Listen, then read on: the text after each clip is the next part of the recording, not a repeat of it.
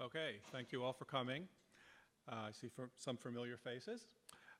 So Bob Sugar couldn't be here, and unfortunately, Balint, my co-presenter, also was unable to attend because of smoke in the Chicago O'Hare tower, air control tower, and he went home. Okay, I've listed here a few of our collaborators out of a larger collaboration. And these people are the people who are involved more directly in Blue Waters programming, algorithm development, or running on the machine. And I'm not going to go through the whole list. When I practiced my talk last night, I realized I have to go quickly. So I'm actually probably going to read because I succinctly wrote on the slides what I really want to say. The first thing we were asked to look into is key challenges. Calculations of quantum chromodynamics, QCD, must support large experimental programs in high energy and nuclear physics. If they were not expensive, we could do whatever we want, but because we cost some money, we need to be careful. QCD, and I see,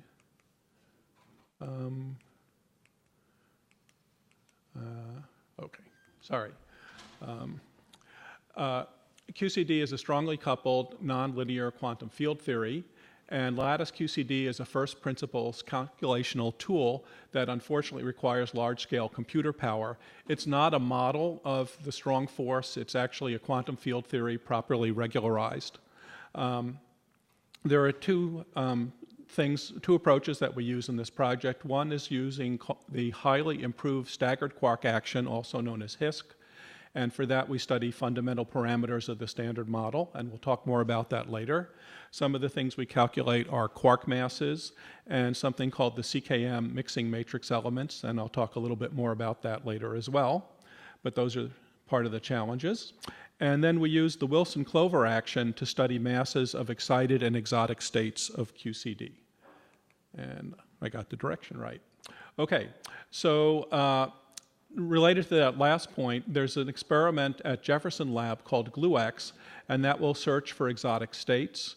A Lattice QCD calculations suggest that they exist, and on the right-hand side of this graph, we see many states calculated, and a few of them are exotics. So QCD says they exist. In the quark model, they cannot exist. And the challenge for us is to compute these decay channels to help guide the experimental search. You can see that these calculations done recently and up to 4 years ago are on a 24 cubed by 128 grid with a pion mass quite a bit heavier than in nature. We're now working on a 32 by 56 grid on Blue Waters with a pion mass of 230 MeV, and we're moving to generate configurations at the physical pion mass, which will be the ones that best help us guide the experimenters. Okay. Why do these things matter? Well, the standard model of elementary particle physics contains 3 of the 4 known forces in nature: the strong force, the one we're working so hard on, the weak force, and the electromagnetic force. Gravity, however, is not included. The standard model explains a wealth of experimental data, although there is some very interesting data from cosmology that isn't really explained well by the standard model. One problem with the standard model is there are many parameters that can only be determined with experimental input. So you might hope that a fundamental theory would have very few or no parameters, and you could really explain everything in nature. So there are also other theoretical reasons that make us think that the standard model is incomplete, too technical to go into here. And turns out that many of the most interesting aspects of the strong force require better calculations of the strongly coupled theory. There are some high energy phenomenon that can be done using perturbation theory, but not many of the things that we're studying. Okay, so how do we calculate QCD? Well, we need Lattice QCD to carry out, as I mentioned, these first principle calculations. And right now, this requires large-scale numerical calculation, and if you can find a way to do it without it, I'm near retirement, so it's okay with me. But I missed out on doing that. Okay, so a central goal of nuclear physics is to predict new bound states of quarks. properties of bound states called glue balls that actually don't contain quarks or antiquarks in them, and exotic states that are not predicted by the quark model. So the glue balls and exotic states are not quark model states. Then I mentioned this CKM matrix. This stands for Kabibo, Kobayashi, and Masukawa, and that describes how quarks decay weakly, and it's actually called the mixing matrix. So Kobayashi and Masukawa received the Nobel Prize in 2008 for defining this 3x3 matrix. Unfortunately, in Kabibo's day, it was only a 2x2 matrix, and he didn't get the prize. But anyhow, there are other important consequences of this. So they got the Nobel Prize for defining the matrix, but that left us, the theorists and the experimentalists, to actually figure out what are the numbers in the matrix. And these are fundamental parameters, as I say, of the standard model. So an interesting thing about this is there could be two or more different decays that depend upon the same matrix element.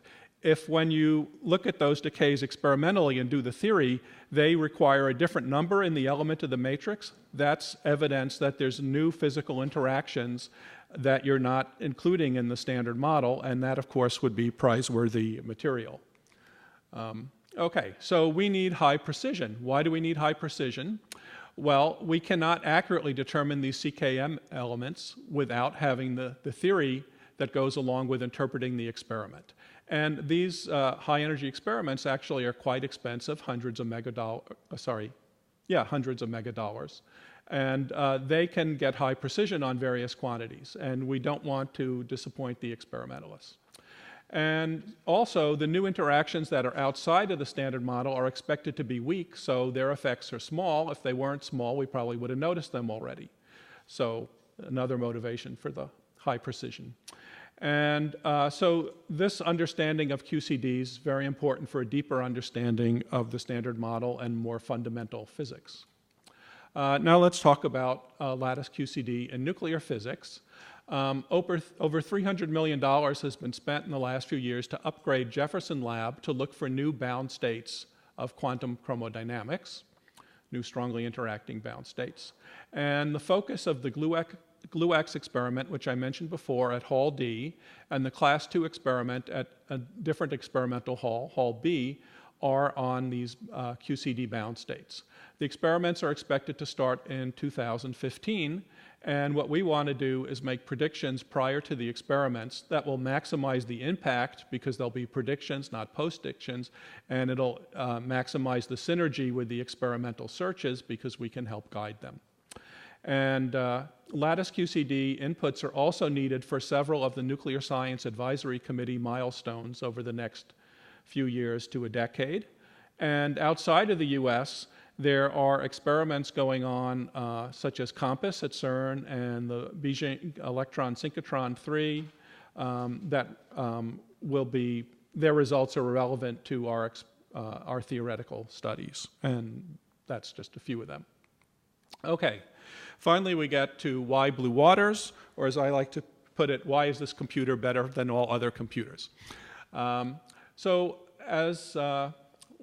The lattice field theory calculations that we do, they proceed in two stages. In the first stage, we have to generate what are called gauge configurations.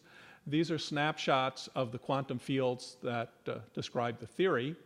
And then in the second stage, we compute different physical observables on these stored configurations. And the second stage can actually be carried out by many different groups. They may have their own observables that they want to calculate, and this can actually go on for years after the configurations are generated.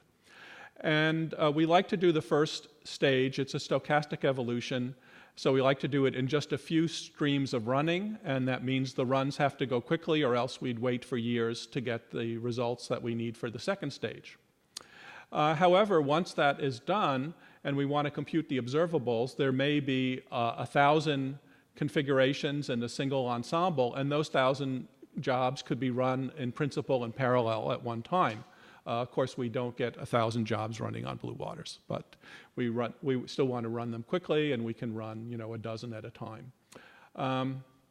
Okay, so we don't usually have to run partitions quite as large for these, and because they don't have to run as quickly.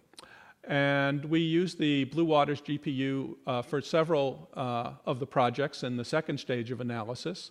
The Wilson Clover gauge generation, I'll show you something about that later, runs well on the GPUs.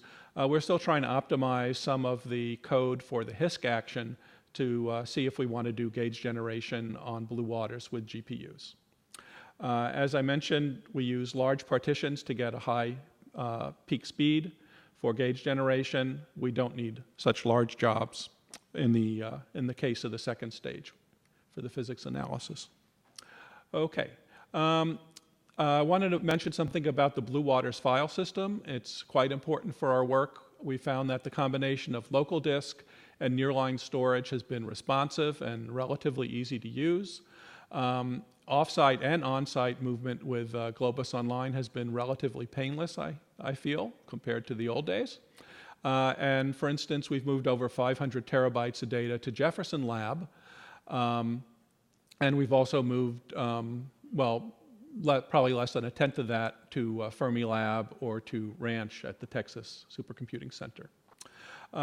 We are a little bit concerned about long-term storage because the NCSA mass storage system that we'd been using for 20 years was closed by the NSF. They stopped funding it, caused months of disruption, and we're not actually planning on long-term storage on Blue Waters until there's a clearer signal that there will be long-term storage on Blue Waters. Okay. Now again, why Blue Waters? It's very expensive to use up and down quarks as light as in nature. So most of the calculations in the past have been done with quarks heavier than in nature. And that's because the calculations were less expensive. When we use these heavier quarks, we have to extrapolate to the physical values. And that is using a certain theory called chiral perturbation theory. And that has limited the accuracy of the calculations. So for the first time, the combination of Blue Waters and the actions we're using allow us to create gauge configurations with small lattice spacings and quark masses at the physical value. So these are allowing us to produce results with unprecedented precision. They're also the most challenging calculations we've ever done in the 30-plus years history of lattice gauge theory. On the nuclear physics calculations with the Clover action, we estimate that our rate of production has been increased by a factor of 5 compared to the other resources we would have available for the calculation outside of Blue Waters. Now we get to some of our accomplishments. Well, as I mentioned, Blue Waters has let us produce the most realistic gauge configurations to date. I also already mentioned that they're the most challenging we've done, and we're looking forward to the next year where we do even tougher ones. And the HISC configurations have allowed us to make the most precise calculations of a number of meson decays.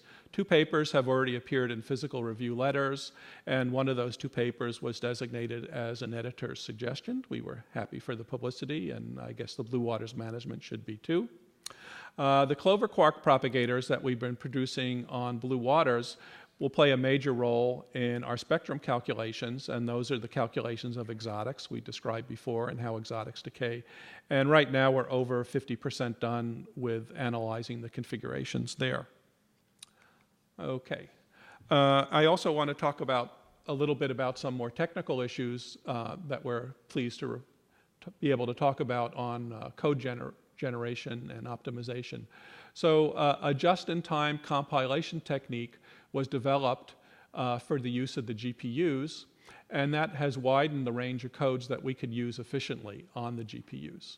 And a paper about this will appear in the proceedings of IPDPS 14, which occurs next week, and I'll show you a graph from that on the next slide. And there's also additional code development that we have done and will continue to do, but I want to focus on 2 aspects of this code development. So this is for the just-in-time performance improvement with just-in-time compilation. Frank Winters worked on this, and it's integrated into Chroma. So I'm showing you some results for a linear solver, and what we see in black is the time for trajectory and generating gauge configurations. So smaller is better. We want to decrease the time. And this is just using the CPUs in black. In blue, we use the GPUs for the solver. That's here. But then what we do is we introduce the JIT compilation, which speeds up things outside of the linear solver, and the performance increases by about a factor of 4. So that has been very helpful in letting us do gauge generation on GPUs. This is another example of code improvement where we've looked at a multi-grid solver. And the multi-grid solver was investigated by James Osborne, and Saul Cohn and Balint integrated this into the Chroma suite. Now, I have two bars here. They're not for, then there could potentially be a third bar. So this multi-grid solver is a 10 times faster improvement on the non-multi-grid solver on the CPU side. But what I'm showing here is the GPU solver on 32 nodes. And then, so that's the same numerical algorithm as on the CPU. It's a BiCG stabilized conjugate gradient. And then we can compare that with just 16 nodes of the CPUs now with the multi-grid solver. And so it's over a factor of 2 faster, and it's more stable than the BiCG stab. So this lets us choose more freely whether we want to use CPUs or GPUs. Now I have a couple more slides about some of the physics results that we've produced. So this shows a meson decay constant. This is how quickly a meson will decay weakly that contains a charm meson and either a strange meson or a down meson. And we have a pair of results here, and time is generally going down, and this shows progress over a decade. And some of the calculations use, the most recent ones use 4 dynamical quarks, which is closer to nature. The older ones use 3. And getting these results very precisely is important for getting 2 CKM matrix elements out.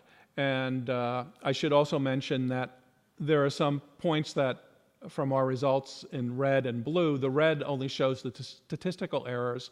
The blue includes both statistical and systematic errors. And what you see here are the most precise results from our recent work, and you can see how we've improved, and we're basically doing better than the competing groups. And so we're quite pleased with that. So those are charm meson decay constants.